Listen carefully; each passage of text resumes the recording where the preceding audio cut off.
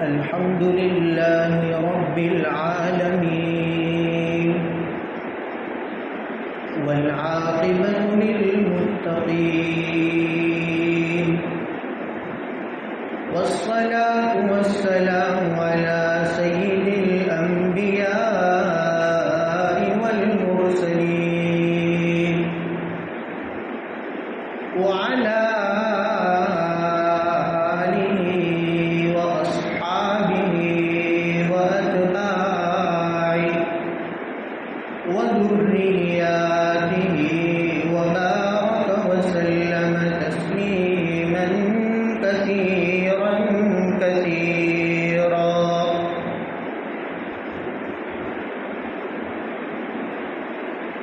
أما بعد فقد قال الله تبارك وتعالى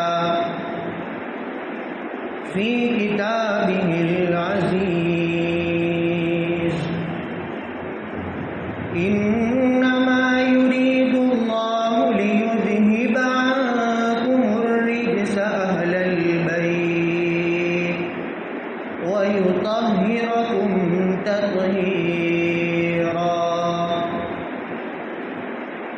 وعن ابي هريره رضي الله تعالى عنه قال قال رسول الله صلى الله عليه وسلم من احب الحسن والحسين فقد احبني ومن ابغضهما فقد ابغضني. قال رسول الله صلى الله عليه وسلم الحسين مني وأنا من حسين الحسين مني وأنا من حسين والحسين سبط من الأسباط أو كما قال عليه الصلاة والتسليم. صدق الله العظيم وصدق رسوله النبي الكريم ونحن على ذلك لمن الشاهدين والشاكرين والحمد لله رب العالمين. بزرگان محترم،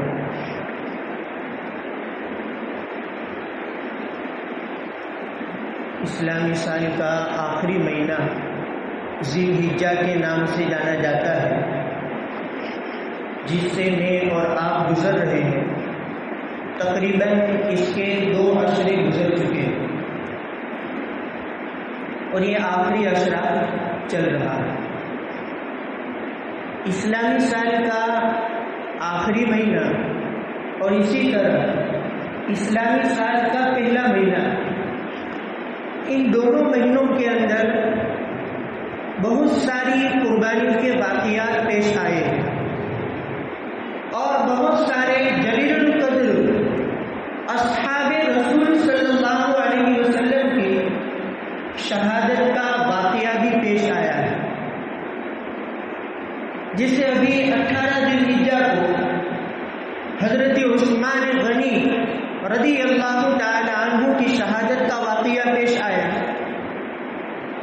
اسی طرح محرم الحرام کی 10ویں تاریخ کو اگر دیکھا جائے تو حضرت حسین نواسۂ رسول صلی اللہ تعالی علیہ وسلم کی شہادت کا واقعہ پیش آیا. واقعہ کربلا جس میں حضرت حسین کی شہادت ہوئی، وہ لمبا چوڑا واقعہ ہے. اس کی تفصیلات مختصراً یکے بعد دیگر جمعہ میں عرض کرتا چلوں گا. لیکن جس طرح ہمارا ایمان حضور اکرم صلی اللہ تعالی علیہ وسلم کی ذات اقدس پر ہے، اسی طرح ہمارا ایمان خلفائے راشدین پر بھی ہے. اسی طرح ہمارا ایمان حضرات حسنین پر اور حضرات اہل بیت پر بھی ہے. اور اسی طرح ہمارا ایمان تمام تر صحابہ پر بھی. نفس ایمان کے لیے خدا کی ذات پر ایمان لانا ضروری ہے، اسی طرح حضور اکرم صلی اللہ تعالی علیہ وسلم کی ذات پر بھی ایمان لانا ضروری ہے. اور حضور کی ذات پر ایمان اسی وقت مکمل ہو سکتا ہے جبکہ آپ حضرات صحابہ پر ایمان لائیں، جبکہ آپ خلفائے راشدین پر ایمان لائیں، جبکہ آپ حضرات اہل بیت پر ایمان لائیں اور ان کو سچے پکے مومن سمجھے. یہ کمال ایمان کے لیے نہیں بلکہ نفس ایمان کے لیے ضروری ہے. اسی لیے میں نے آپ کے سامنے سورہ احزاب کی 33 نمبر کی ایک آیت تلاوت کی جس میں اللہ تبارک و تعالیٰ نے اہل بیت کا تذکرہ کیا، اور میں نے آپ کے سامنے 2-3 روایتیں پیش فرمائی جس میں اللہ تبارک و تعالیٰ نے اہل بیت میں سے حضرات حسنین یعنی حضرت حسین اور حضرت حسن رضی اللہ تعالی عنہما کا تذکرہ فرمایا. اہل بیت یہ ایک مستقل اسلام کی ایک اصطلاح، اس میں کون کون لوگ داخل ہیں اور کون کون داخل نہیں ہیں یہ بھی جاننا ایک مسلمان کے لیے ضروری ہے کہ اہل بیت کس کو کہتے ہیں. حضور کے گھرانے کے لوگ، حضور کے گھر کے لوگ، حضور کے خاندان کے لوگ، حضور کے رشتے دار، حضور کے اقربا اعزا. اور آپ علیہ السلام بار بار یہ تذکرہ فرماتے رہتے تھے کہ رحمت ہو میرے اہل بیت پر، پاکیزگی کا نزول ہو میرے اہل بیت پر، میرے گھر والوں پر. تو اہل بیت سے کون مراد ہے؟ عام طور پر خارجیت زدہ لوگ جو ہیں، خوارج، یہ گمراہ فرقہ اسلام کے اندر پہلے گزرا، وہ لوگ اہل بیت کے اندر صرف اور صرف ازواج مطہرات کو داخل کیا کرتے ہیں کہ اہل بیت میں صرف حضور کی بیویاں، اس کے علاوہ کوئی اہل بیت میں داخل نہیں ہے. حالانکہ اہل سنت والجماعت کا عقیدہ یہ ہے کہ اہل بیت میں اور اہل بیت کا سب سے پہلا مصداق، سب سے اولین مصداق حضرات ازواج مطہرات ہے. آپ کی 11 بیویاں یہ سب کے سب حضور کے گھرانے میں داخل ہیں. سب سے پہلے آپ کی بیویاں جتنی بھی ہیں 11 بیویاں، وہ ساری کے ساری بیویاں اہل بیت میں داخل ہیں اور اس پر ایمان لانا ضروری ہے. اس کے بعد اہل بیت کے اندر اگر کسی کا دخول ہوتا ہے اور اہل بیت میں اگر کوئی داخل ہوتا ہے تو وہ آپ علیہ السلام کی اولاد، چاہے آپ کی نرینہ اولاد ہو، چاہے آپ کی نر یا مادہ، ابن کی قبیل سے ہو کہ بنت کی قبیل سے ہو، دونوں طرح کی اولاد اس میں داخل ہے. آپ علیہ السلام کے 3 بیٹے تھے، قاسم، عبداللہ اور ابراہیم. عبداللہ کو طاہر بھی کہتے ہیں اور طیب بھی کہتے ہیں. کوئی طاہر اور طیب کوئی الگ الگ نام، یہ بھی یاد رکھنا ضروری ہے. عام مسلمانوں کو یہ بھی پتہ نہیں ہوتا، اس لیے آپ علیہ السلام کے 3 بیٹے قاسم، عبداللہ اور ابراہیم. عبداللہ کو طاہر بھی کہتے ہیں اور طیب بھی ان کو کہا جاتا ہے. اور آپ علیہ السلام کی یہ تو بچپن ہی میں ان کا انتقال ہو گیا تھا، اس لیے ان کی اولاد کے اولاد کا تو کوئی تذکرہ ہے ہی نہیں. اس لیے آپ کے پوتے تو نہیں، حضور اکرم صلی اللہ علیہ وسلم کے پوتے نہیں. تو یہ اہل بیت میں دوسری قسم، آپ کی اولاد چاہے مذکر ہو چاہے مؤنث ہو. اور مؤنث میں آپ علیہ السلام کی 4 بیٹیاں، حضرت زینب، حضرت رقیہ، حضرت ام کلثوم اور حضرت فاطمہ الزہرا رضی اللہ تعالی عنہن اجمعین. یہ چاروں کے چاروں بیٹیاں یہ آپ علیہ السلام کی اہل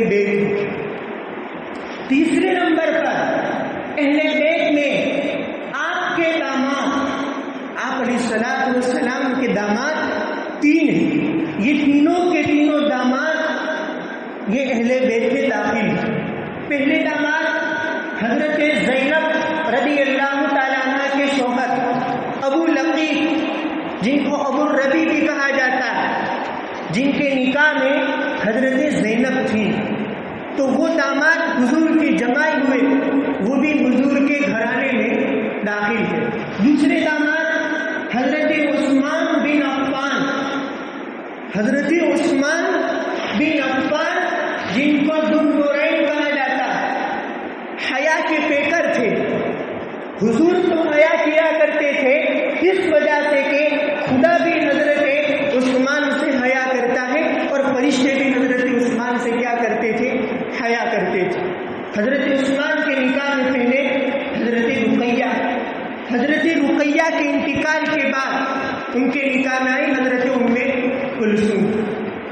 پھر آپ علیہ الصلوۃ والسلام نے یہ بھی کہا ام کلثوم کے انتقال کے بعد حضرت عثمان کی تسلی کے لیے اور حضرت عثمان کی فضیلت، منقبت اور ان کے رتبے کو تمام تر صحابہ کے سامنے اور پوری امت مسلمہ کے سامنے ظاہر کرنے کے لیے آپ علیہ الصلوۃ والسلام نے یہ بھی فرمایا، عثمان اگر میری کوئی اور بیٹی ہوتی تو وہ بیٹی بھی میں تیرے نکاح میں دے دیتا۔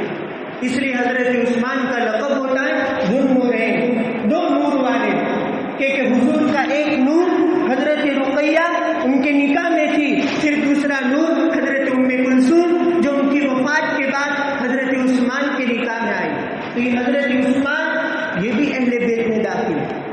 اور آپ کے تیسرے داماد حضرت علی کرم اللہ وجہہ، اللہ تعالیٰ ان کو غریق رحمت فرمائے، حضرت علی جن کے نکاح میں حضرت فاطمہ الزہرا تھی۔ یہ تین داماد ہو گئے، یہ تینوں کے تینوں داماد یہ اہل بیت میں داخل ہیں۔ تو آپ کے خاندان میں، آپ کے گھرانے میں سب سے پہلے آپ کی بیویاں، اس کے بعد آپ کی مذکر اور مؤنث اولاد، اس کے بعد آپ کے داماد اور چوتھے نمبر پر آپ کی بیٹیوں کی اولاد، آپ کی بیٹیوں کی اولاد، آپ کی بیٹیوں کی اولاد وہ بھی اہل بیت میں داخل ہے۔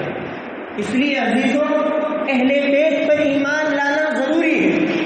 اب کسی سادہ لوگ مسلمان سے پوچھا جائے کہ اہل بیت سے کون مراد ہے، تو عام طور پر ہم تو کہتے ہیں حضرت فاطمہ، حضرت علی، حضرت حسن، حضرت حسین۔ صرف یہی نہیں بلکہ ان کے علاوہ آپ کی بیویاں، آپ کے داماد، آپ کے بیٹے اور آپ کی بیٹیوں سے جو اولاد چلی وہ ساری کے ساری اولاد وہ سب اہل بیت کے اندر داخل۔ اس لیے حضرت فاطمہ کے تین بیٹے تھے، حسن، حسین اور محسن، اور دو بیٹیاں، ایک زینب اور ام کلثوم۔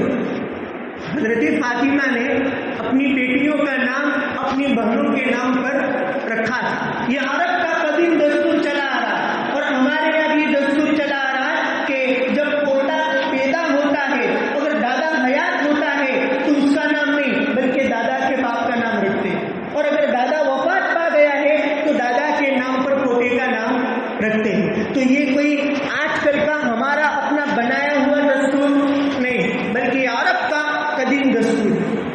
اب میں اپنی بات کی طرف آنا چاہتا ہوں۔ دراصل میں بالخصوص آپ کے سامنے حضرت حسین رضی اللہ تعالیٰ عنہ کی فضیلت کو بیان کرنا چاہتا ہوں، ان کی منقبت کہ اللہ کے نبی صلی اللہ علیہ وسلم کو حضرات حسنین کریمین سے کتنی محبت تھی، اور حضرات حسنین کریمین کو حضور سے کتنی محبت۔ عجیب و غریب لگاؤ تھا حضور کو ان سے، عجیب و غریب۔ اسی لیے روایت میں آتا ہے حضرت یعلا بن مرہ رضی اللہ تعالیٰ عنہ بیان فرماتے ہیں کہ ایک مرتبہ ہم حضرات صحابہ کے ساتھ مدینہ منورہ کی گلی میں سے گزر رہے تھے۔ میں تھا، حضور تھے، اور صحابہ کا ایک بہت بڑا مجمع تھا۔ ہم دراصل ایک دعوت میں جا رہے تھے، حضور کو حضرات صحابہ کے ساتھ ایک دعوت پر بلایا جا رہا تھا۔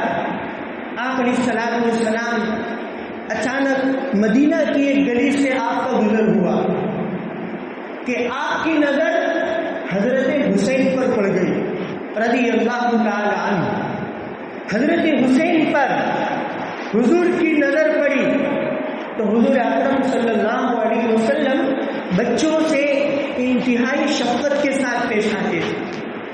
آپ علیہ الصلوۃ والسلام بچہ چاہے اپنا ہو کہ پرایا ہو، حضور بچوں کے ساتھ شفقت کے ساتھ پیش آتے تھے۔ اسی لیے حضرات فقہا نے لکھا کہ مسجد میں آنے والے بچوں کو نہ ڈرایا جائے نہ دھمکایا جائے۔ ہاں، اگر وہ بچے اتنے نہ سمجھ ہیں کہ ان کو پاکی ناپاکی کا بھی علم نہیں ہوتا اور ان کو مسجد اور غیر مسجد کا بھی علم نہیں ہوتا تو ایسے بچوں کو مسجد میں لایا نہ جائے۔ ورنہ اور عام طور پر فقہا نے لکھا کہ 7 سال کی عمر میں بچے میں اتنی تمیز پیدا ہو جاتی ہے کہ یہ پاکی ہے، یہ ناپاکی ہے، یہ اپنا گھر ہے، یہ اللہ کا گھر ہے، پھر ایسے بچوں کو ڈرایا دھمکایا ان کو مسجد میں لایا جاتا ہے۔ یہ حضور کی تعلیم۔ اور آج کل تو لوگوں نے ایک نیا مسئلہ نکال لیا کہ نابالغ بچہ اگر مردوں کی صف کے بیچ میں کھڑا ہوتا تو اس کو تو اس طرح ڈکیتی کے ساتھ کھینچ دیتے ہیں گویا کہ کوئی ظالم آپ کی مسجد میں آ گیا، اور اس سے کوئی نماز فاسد ہوتی نہیں۔ کہیں کسی فقہ کی کتاب میں لکھا ہو تو مجھے اس کتاب کا حوالہ دے دینا کہ اس کتاب میں مسئلہ لکھا ہے کہ نابالغ بچہ اگر مردوں کی صف میں آ جاتا ہو اور نماز ٹوٹ جاتی۔ نہیں، ایسا نہیں، نماز کا کوئی مسئلہ نہیں، بلکہ آج کل تو فقہا نے لکھا ہے کہ مسجد میں بچوں کی کثرت ہو تو پہلا حکم تو یہ ہے، خیر ہمارا موضوع بول جا رہا ہے، ان کا حکم تو یہ کہ ان کو اخیر کے اندر ان کی صف بناؤ۔ لیکن پھر فقہا نے لکھا کہ اگر بچوں کی الگ سے صف بنائی جائے گی تو بچے جمع ہو جاتے ہیں تو اور شرارت کریں گے، تو پھر فقہا نے لکھا کہ نہیں، باپ اپنے پاس اس کو کھڑا رکھے، یا اگر اپنے پاس کھڑا رکھنے میں بے ڈھنگا پن معلوم ہوتا ہو تو ان کو ہر صف کے اخیر کے اندر ان کو کھڑا رکھا جائے۔ بیچ میں آنے سے کوئی نماز فاسد ہوتی نہیں ہے، یہ ہمارا ایک قدیم دستور چلا آ رہا ہے، اور جو بڑے بوڑھے ہوتے ہیں وہ اس قسم کے اندر بہت تسلط کے ساتھ اور بہت جبر کے ساتھ پیش آتے ہیں، حالانکہ ہماری شریعت کی یہ تعلیم نہیں ہے۔ یہ مسئلہ یاد رکھنا ہے۔ آپ علیہ الصلوۃ والسلام نے جب حضرت حسین کو دیکھا تو حضرت حسین کو آپ علیہ الصلوۃ والسلام اپنی باہوں میں لینا چاہے، آپ نے اپنے دونوں ہاتھوں کو پھیلا دیا تو حضرت حسین بچہ ہوتا، حضرت حسین کبھی دائیں طرف جا رہے ہیں تو حضور بائیں طرف اپنی باہوں کو پھیلا رہے ہیں، کبھی حضرت حسین بائیں طرف جا رہے ہیں تو حضور اپنی باہوں کو بائیں طرف پھیلا رہے ہیں، کبھی دائیں طرف کبھی بائیں طرف، یہاں تک کی روایت میں آتا ہے یضاحکہ النبی کہ اللہ کے نبی خود بھی ہنستے اور حضرت حسین کو بھی ہنساتے تھے، حتیٰ کہ حضرت حسین بیچ میں سے اللہ کے نبی کے پاس آ گئے، آپ نے حضرت حسین کو اپنے گلے سے لگا لیا۔ روایت میں آتا ہے حضور نے سب سے پہلے اپنے ایک ہاتھ کو حضرت حسین کی تھوڑی کے نیچے رکھا اور ایک ہاتھ حضرت حسین کی گدی پر رکھا، ایسے حضرت حسین کو پکڑا اور اللہ کے نبی نے حضرت حسین کی پیشانی پر بوسہ دیا، اور اس وقت آپ علیہ السلام نے فرمایا الحسین منی وانا من حسین، میں حسین سے ہوں اور حسین مجھ سے، میں حسین سے ہوں، حسین مجھ سے ہے، پہلی بات۔ دوسری بات حضور نے فرمائی کہ من احب اللہ من احب حسین، کہ اللہ جو حسین سے محبت کرتا ہو اس سے تو بھی محبت فرما، جو حسین سے محبت کرتا ہو اس سے تو بھی محبت فرما۔ اور تیسری بات اللہ کے نبی نے ارشاد فرمائی الحسین صفت من الاسباط، کہ حسین یہ میری اولاد میں سے ایک اولاد ہے، یہ میرے بچوں میں سے ایک بچہ ہے، یہ میرے نوازوں میں سے ایک نواز ہے۔ آپ علیہ الصلوۃ والسلام نے حضرت حسین کی محبت کا اظہار فرمایا، لیکن امت کے اندر حضرت حسین کی محبت میں اعتدال کے ساتھ محبت رکھنے والی صرف ایک جماعت اہل سنت والجماعت، جبکہ حضرات شیعہ وہ بھی حضرت حسین سے محبت کرتے لیکن حضرت حسین کو نبی کا درجہ دیتے تھے، بلکہ حضرت حسین کو امامت کا درجہ دیتے تھے۔ اس لیے آپ نے دیکھا ہوگا کہ بدعتی حضرات اور وہ حضرات جو الگ خیالات کے وہ امام حسین کے امام نہیں کہنا چاہیے، کیونکہ شیعہ کے یہاں امامت یہ مستقل ایک فضیلت کا درجہ جو نبوت سے بھی اوپر، جو نبوت سے اوپر اور الوہیت سے نیچے، گویا ان کے وہاں 3 درجے، الوہیت، امامت، پھر نبوت، اور ہمارے یہاں 2 درجے ہیں، پہلے الوہیت اور اس کے بعد نبوت۔ اس لیے وہ حضرت حسین کو ہم امام کہہ سکتے ہیں، لیکن اگر امام کہیں گے تو گویا ان کے عقیدے کی موافقت آئے گی، وہ بھی کہیں گے دیکھو یہ لوگ بھی امام حسین کہتے ہیں، اس لیے ہم ان کے عقیدے کی ترجیح کے لیے، ورنہ اگر لغوی معنی کے اعتبار سے امام کہا جائے تو کوئی حرج کی بات بھی نہیں، اس لیے ہم حضرت حسین کہیں گے۔ آپ علیہ الصلوۃ والسلام کو ان سے اتنا لگاؤ تھا کہ میں حسین سے ہوں، حسین مجھ سے۔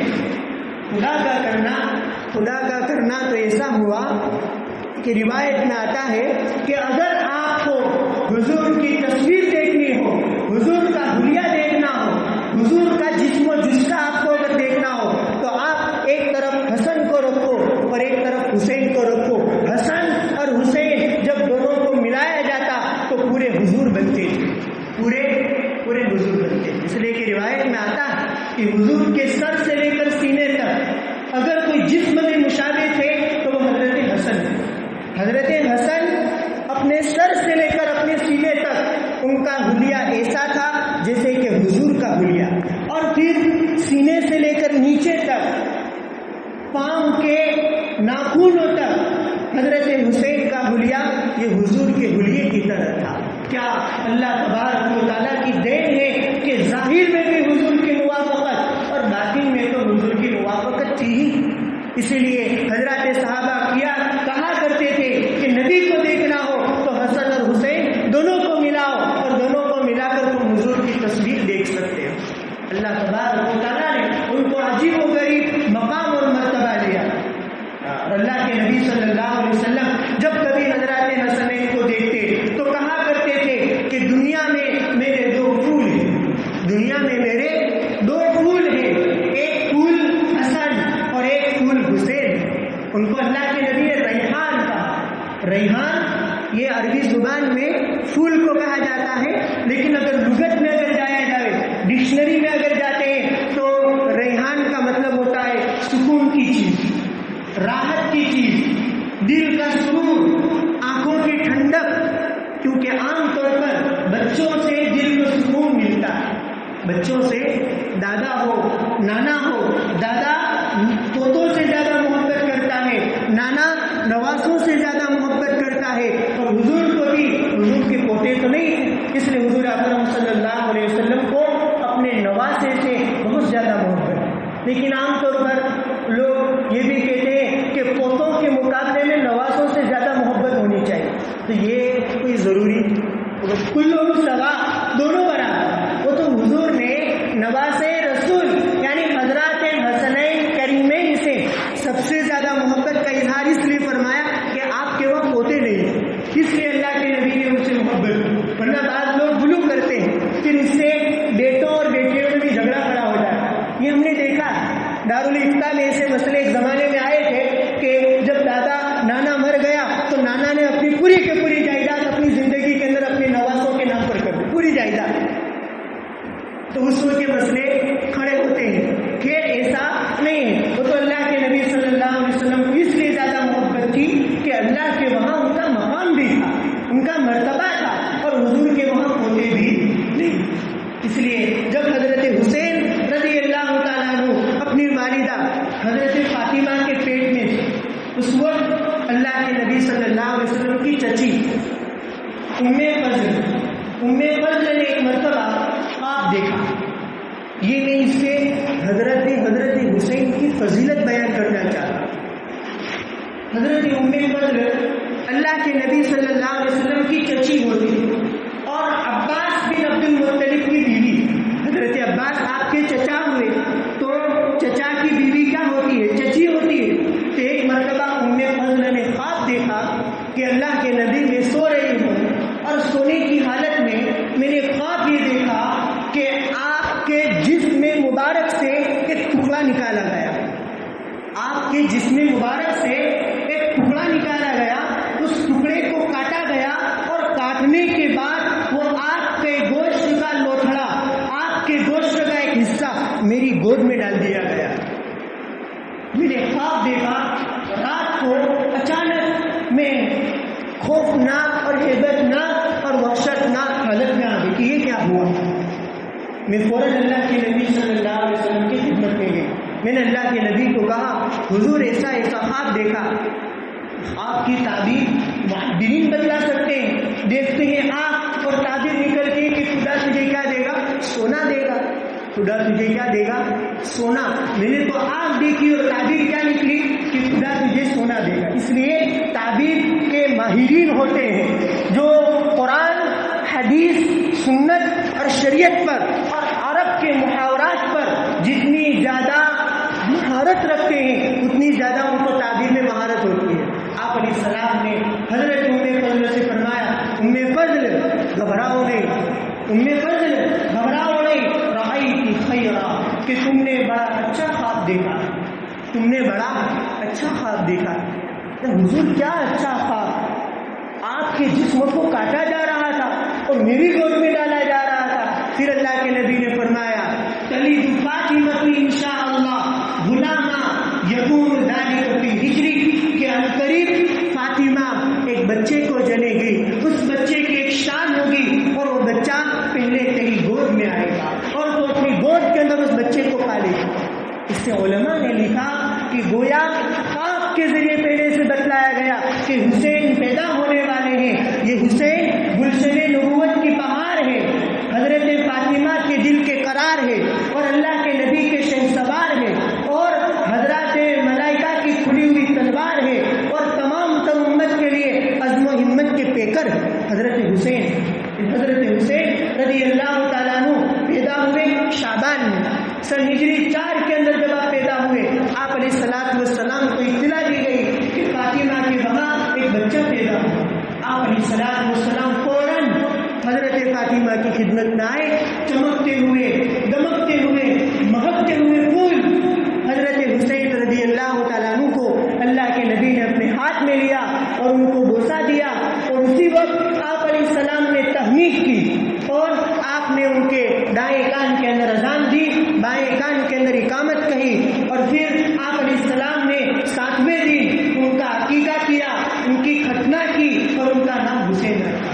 اور 7ویں دن آپ علیہ السلام نے ایک عمل یہ بھی کیا، حضرت حسین کے بال کٹوائے اور بال کاٹنے کے بعد ان کے بال کا جتنا وزن تھا اسی وزن کے بقدر چاندی کو صدقہ کر دیا. عام طور پر بچہ پیدا ہو تو یہ عمل مسنون ہے کہ بچہ پیدا ہو ماں کے پیٹ سے جتنے بال لے کر آتا ہے اتنے بال کا وزن کیا جائے اور اس وزن کے مطابق جتنا چاندی آتا ہو اتنے چاندی کا صدقہ کیا جائے. خیر ہمارا موضوع جا رہا ہے لیکن وقت ختم ہو رہا ہے کہ حضرت حسین رضی اللہ تعالیٰ عنہ پر ایمان لانا کہ ہمارے ایمان نفس ایمان کے لیے ضروری ہے. اس لیے آپ نے فرمایا کہ جو حسن اور حسین سے محبت رکھتا ہے اللہ اس سے محبت رکھتا ہے، جو حسن اور حسین سے بغض رکھتا ہے تو اللہ اس سے بھی بغض رکھتا ہے. اسی لیے ایک مرتبہ حضرت ابو ہریرہ فرماتے ہیں کہ ہم مدینہ کے بازار سے ایک مرتبہ آ رہے تھے کہ حضور عام طور پر اپنی بیٹی کے گھر جاتے، بیٹی کے گھر گئے اور وہاں دیکھا کہ حسنین نہیں ہے تو کہا کہ یہیں پر ہے. اتنے میں حضرت حسن حضرت حسین حضور کو دیکھ کر دوڑتے آئے اور آ کر حضور کو چپک گئے. پھر آپ علیہ السلام نے فرمایا اے اللہ میں حسن اور حسین سے محبت کرتا ہوں، اے اللہ میں حسن اور حسین سے محبت کرتا ہوں، آپ بھی ان سے محبت فرمائیے. اور اللہ جو حسن اور حسین سے محبت کرے اس سے بھی آپ محبت فرمائیے.